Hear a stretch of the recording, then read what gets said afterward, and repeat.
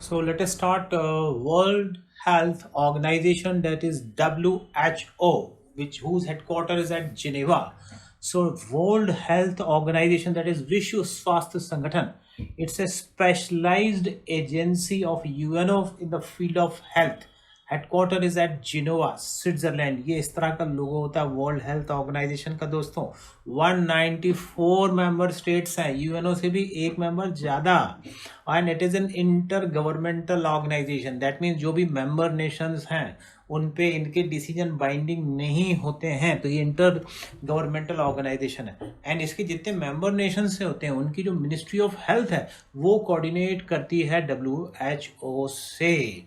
So it deals with the global matters on health, hygiene, related matters, research, how to fight with the pandemics and so on. और इसने 7 अप्रैल 1948 से काम करना चालू किया था। And that's why we every year we celebrate 7th of April as world health day. विश्व स्वास्थ्य दिवस 7 अप्रैल को हम मनाते हैं। और इसके ऑब्जेक्टिव तो आप समझ ही गए, to coordinate and make a team effort for promoting global health, international health. It works as a specialized agency of United Nations. Research को बढ़ावा देती है, हेल्थ सर्विसेज को बढ़ावा देती है, कंट्रीज को गाइड करती है। और बार बार ये it issues the guidelines for the countries how to fight with the pandemic, with the epidemic.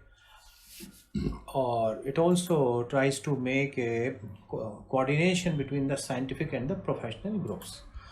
और जहाँ तक इसकी गवर्नेंस की बात है तो इसके मुखिया को कहते हैं डायरेक्टर जनरल। और जो डायरेक्टर जनरल है he is appointed by the world health assembly.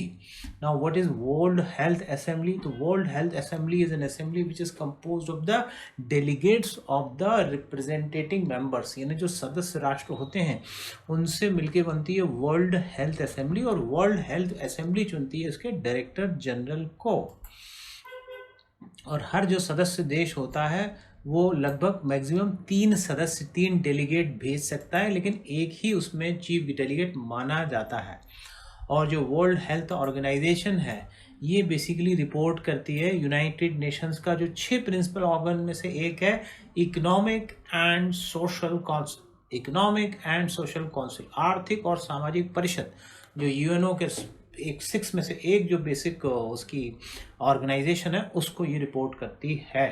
और हेडक्वार्टर इसका पता ही चल गया आपको कि जिनेवा में है। और इसके जो सेक्रेटेरिएट के हेड है ऑब्वियसली डायरेक्टर जनरल WHO हुआ करते हैं। और आपको अभी हमने डिस्कस किया कि director general is appointed by the health assembly. और WHO के खुद का फंडिंग व्यवस्था नहीं है, जो मेंबर नेशंस हैं वो इसको डोन करते हैं फ्रेंड्स। तो लार्जेस्ट कंट्रीब्यूटर इसका समझ लीजिए आप, ना तो यूएस है ना चाइना है, लार्जेस्ट कंट्रीब्यूटर जर्मनी है। और उसके बाद फिर bill and Melinda Gates foundation, यानी प्राइवेट सेक्टर की बात करें तो सबसे बड़ा कंट्रीब्यूटर है इसका bill and Melinda Gates foundation. और फिर आता है संयुक्त राष्ट्र संघ का नंबर 3।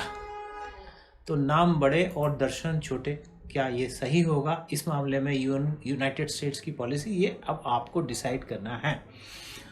एंड अगर अब अभी तक हम कंट्रीब्यूशन की बात करें तो एक हद तक इसने अच्छा काम किया है। टेक्निकल जो है इसने एक सपोर्ट किया है मेंबर कंट्रीज़ को, प्रॉपरली टाइम से ये इन्फॉर्म करती है ताकि ग्लोबल लेवल पे जो आउटस्प्रेड ऑफ डिजीज़ ना हो। और एक बहुत ही यूएन स्पेशलाइज्ड एजेंसी की तरह काम करती है।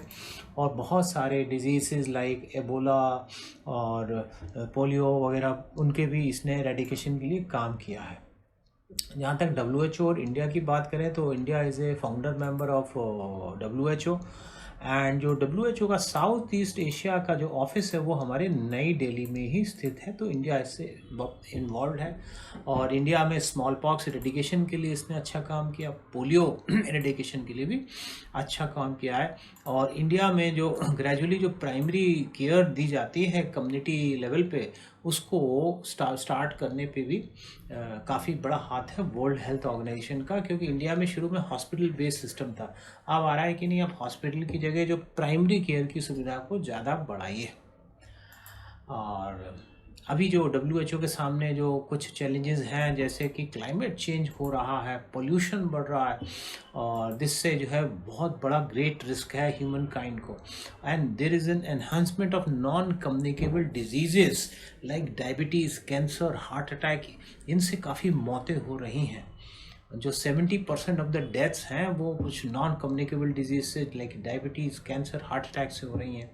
और 5 मेजर फैक्टर्स इस समय जो डिजीज़ के हो रहे हैं, that is use of tobacco, physically लोग इनएक्टिव होते हैं, या अल्कोहल को हार्मफुल वे में यूज़ करते हैं, या डाइट अनहेल्दी है, या पोल्यूशन बेस्ड है।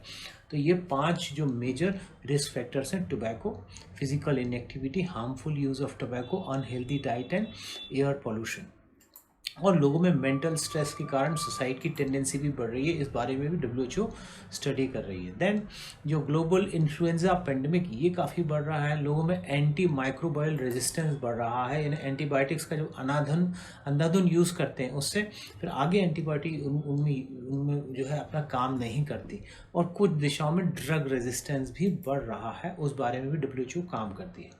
और WHO को बहुत सारे चैलेंजेस का सामना करना पड़ता है कि इसकी खुद की फंडिंग नहीं है। जो मेंबर कंट्रीज़ हैं उनको सिर्फ ये एडवाइजरी ही इशू करती है, और अपने आप में भी इसका जो स्टाफ है, complacency, inconvenience in accessing vaccine, lack of confidence, ये भी देखा गया है, यानी बहुत ही ठंडे तरीके से काम करती है।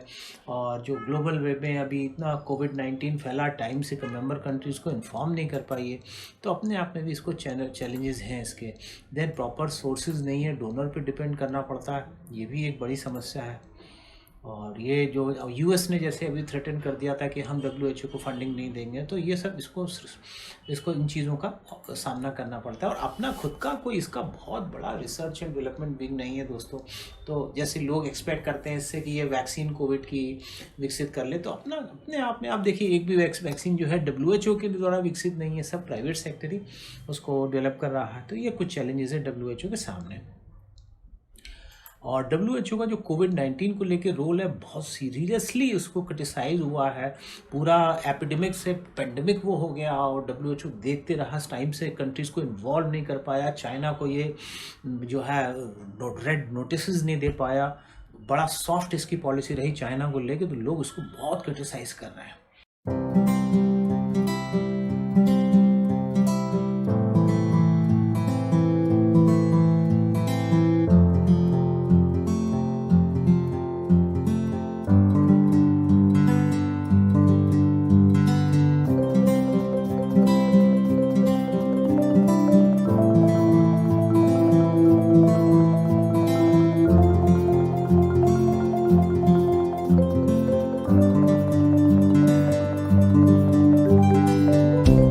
समय पर इसने कोविड को जो है पेंडेमिक डिक्लेयर नहीं किया, शुरू में एपिडेमिक ही मानते रहा, जबकि पता था इस तरह से आउटब्रेक होगा तो दिक्कतें बढ़ेंगी। इवन इंडिया ने जब टाइम से इंटरनेशनल ट्रैवल जो रोक लगाई थी, तो इवन इंडिया के कितना अच्छा स्टेप था, फिर भी इंडिया के स्टेप को WHO ने क्रिटिसाइज किया था। तो नो डाउट बहुत सीरियस फ्लॉज हैं WHO में। और अमेरिकन जो प्रेसिडेंट रहे डोनाल्ड ट्रंप, उन्होंने तो सीधे कहा था कि अब अमेरिका फंडिंग खत्म कर देगा WHO को, और उन्होंने पूरी घोषणा भी कर दी थी कि US is going to withdraw from WHO। हालांकि अभी जो नए प्रेसिडेंट हैं जो बाइडन, उन्होंने फिर से घोषणा की है कि वो अमेरिका जो है WHO का एक सदस्य बना रहेगा। तो दोस्तों ये था WHO यानी world health organisation with 194 members, Geneva इसका हेडक्वार्टर है, और इंडिया इसका फाउंडर मेंबर्स है, इंटर गवर्नमेंटल ऑर्गेनाइजेशन है।